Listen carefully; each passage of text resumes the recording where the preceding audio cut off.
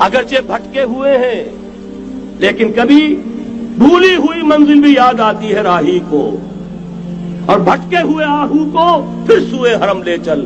اس کی ضرورت ہے مسلمان کو پھر اس کا مقصد یاد دلایا جائے۔ پاکستان اس لیے نہیں بنایا گیا تھا کہ ہمارے ہاں ٹاٹے اور برلے نہیں تھے تو ہمارے پاس اس کے بھی باپ وجود میں آ جائے، اس لیے تو نہیں بنایا گیا تھا۔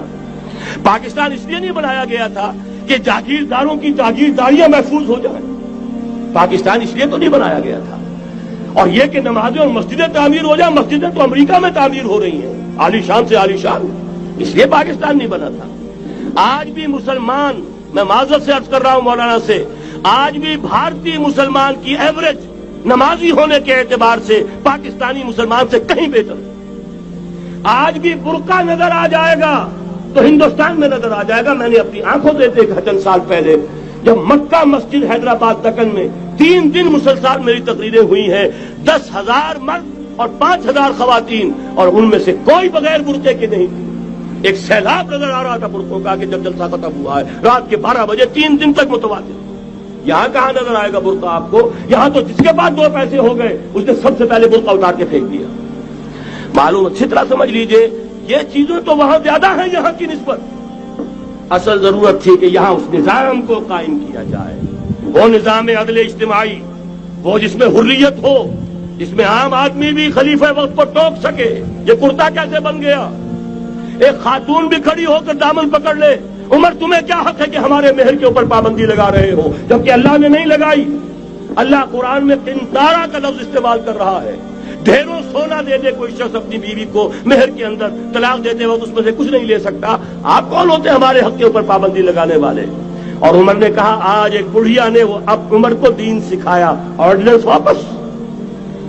حضرت سعد بن ابی وقاص رضی اللہ تعالی عنہ جو فاتح ایران تھے، وہ گورنر ایسے نہیں بن گئے تھے ریوڑیاں بٹی ہو اور گورنر ہی مل گئی ہو، وہ تو خود فاتح تھے ایران کے، اس لیے گورنر تھے۔ صرف ایک پرچہ پہنچا ہے بارگاہ خلافت میں، حضرت عمر فاروق کے پاس انفارمیشن آئی سعد نے اپنے گھر کے باہر ڈیوڑی بنا لی ہے اور ایک دربان کھڑا کر دیا ہے۔ حضرت بلال کو بھیجا ہے رقعہ دے کر، اور یہ حکم تھا کہ بلال پہلے تو جاتے ہی ڈیوڑی میں آگ لگا دینا، پھر یہ رقعہ دینا میرا۔ اور رقعے میں لکھا ہوا تھا اے سعد، لوگوں کو ان کی ماں نے آزاد جانا تھا، تم نے انہیں اپنا غلام کب سے بنا لیا ہے؟ یہ دربان کھڑے کر دیا اپنے آگے۔ وہ حریت، وہ مساوات کہ جا رہا ہو خلیفہ وقت اور چارج لینے جا رہا ہے بیت المقدس کا، کوئی ذاتی علاج کے لیے نہیں جا رہا، سیر و سیاحت کے لیے نہیں جا رہا، چارج لینے کے لیے بالکل سرکاری وزٹ ہے، آفیشل وزٹ ہے، اسٹیٹ وزٹ ہے۔ اور حال کیا ہے؟ 700 میل کا فاصلہ طے کرنا اور ایک اونٹ نہیں، کوئی انٹوریج نہیں، کوئی قدم و حشم نہیں، کوئی جمبو جٹ بھرے ہوئے نہیں، کچھ نہیں، ایک اونٹنی ایک خادم۔ اس ایک اونٹنی پر چونکہ راستے کا راشن بھی ہے لہذا 2 آدمی نہیں بیٹھ سکتے، ایک بیٹھ سکتا ہے۔ ایک منزل خلیفہ وقت بیٹھا ہوا ہے اوپر اور خادم نکیل پکڑ کر چل رہا ہے، اگلی منزل خادم اوپر بیٹھا ہے اور خلیفہ وقت عمر بن الخطاب رضی اللہ تعالی عنہ اور وہ آگے آگے نکیل پکڑ کر چل رہے ہیں۔ یہ نظام چاہیے آج نوع انسانی کو۔ اس کے انتظار میں، اس کی تلاش میں نوع انسانی نے کتنے تجربے کر لیے، کیسی چھلانگیں لگائیں، ملوکیت ختم کی، آسمان سے گرا کھجور میں اٹکا، جمہوریت آئی نام نہاد، لیکن وہ سرمایہ دارانہ نظام بن کر آگے سے بڑھ کر لعنت بن گئی۔ پہلے جاگیردار مسلط تھا، اب سرمایہ دار اور کارخانے دار مسلط ہو گیا۔ اس سے نکلنے کے لیے زور لگایا، کمیونزم کی طرف گئے، چھلانگ لگائی، اب ایک پارٹی ڈکٹیٹر بن کر بیٹھ گئی۔ انسان رست از یک بنتا افتاد در بندے دیگر، ایک چیز سے غلامی سے نجات پاتا ہے دوسری میں پھنس جاتا ہے۔ اور کیوں؟ کہ وہ نظام عدل اجتماعی جو محمد عربی کو دے کر بھیجا گیا تھا، اس کے کسٹوڈین سوئے ہوئے، اس کے کسٹوڈین کو اندازہ ہی نہیں۔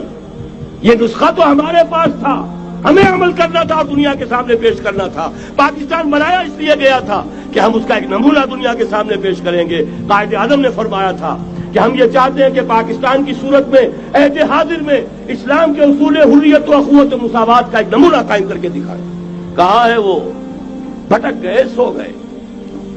وَلَنُذِيقَنَّهُم مِّنَ الْعَذَابِ الْأَدْنَىٰ دُونَ الْعَذَابِ الْأَكْبَرِ، بڑے عذاب سے پہلے چھوٹا عذاب کا مزہ چکھائیں گے. لَعَلَّهُمْ يَرْجِعُونَ، شاید کہ لوٹ آئیں. کوئی عجب نہیں اس عذاب الادنیٰ کے بعد ہم جاگے نہیں، ہوش میں نہیں آئے. کوئی عجب نہیں کہ بڑے عذاب کا کوڑا ہماری پیٹھوں پر برس جائے. لیکن مجھے یہ یقین ہے، نوٹ کر لیجئے، اگر یہ دوسرا امکان ہو گیا، خدا نہ خواستہ اللہ کے عذاب کا کوڑا ہماری پیٹھ پر برسا، مجھے یقین ہے اللہ ہندوؤں کو مسلمان بننے کی توفیق دے گا. لیکن اسلام کا بول بالا اسی خطے سے ہوگا. تاریخ میں یہ ہو چکا ہے آیا فتنہ تاتار کے افسانے سے، پاسباں مل گئے کعبے کو صنم خانے سے. تاتاریوں کے ہاتھوں کروڑوں مسلمان قتل ہوئے، لیکن اسلام نے تاتاریوں کو فتح کر لیا. اور پھر اسلام کا مسلمانوں کا دوسرا دور عروج انہی تاتاریوں کی مختلف شاخوں کے تحت ہوا. وہ تاتاری ہی تو تھے، وہ سارے ہورس، ٹرکش ہورس، ترکان تیموری، ترکان صفوی، ترکان سلجوقی، ترکان عثمانی، وہی تو سٹاک تو وہی ہے آیا فتنہ تاتار کے افسانے سے، پاسباں مل گئے کعبے کو صنم خانے سے. اس لیے کہ حضور نے فرمایا مشرق سے ہوگا، جہاں سے فوجیں چلیں گی. تو کوئی عجب نہیں. بہرحال یہ دو امکانات ہیں، لیکن اس کا فیصلہ تیرے ہاتھوں میں ہے، دل یا بدن. سیدھی بات. اگر تو اب بھی ہم ٹھیک ہو جائیں، جاگ جائیں، ہوش میں آ جائیں، قوم یونس کی طرح توبہ کر لیں، تو بغیر عذاب کے کوڑے کے رحمت خداوندی ہم پر سایہ کرے گی. اگر ہم نہ جاگے تو وہ عذاب کا کوڑا آئے گا. یہ نہیں میں کہہ سکتا ان ادری قریب بعید ما توعدون، یہ میں نہیں کہہ سکتا، یقین کے ساتھ جانتا ہوں کہ آئے گا. لیکن یہ کہ اس کے بعد بھی یہی سے بول بالا ہوگا. اگر ہمارے ذریعے نہیں تو ان کے ذریعے سے جو ہمیں شکست دے کر پھر اسلام قبول کر لیں. لیکن کیوں نہ پہلے ہی راستے پر چلنے کی کوشش کریں.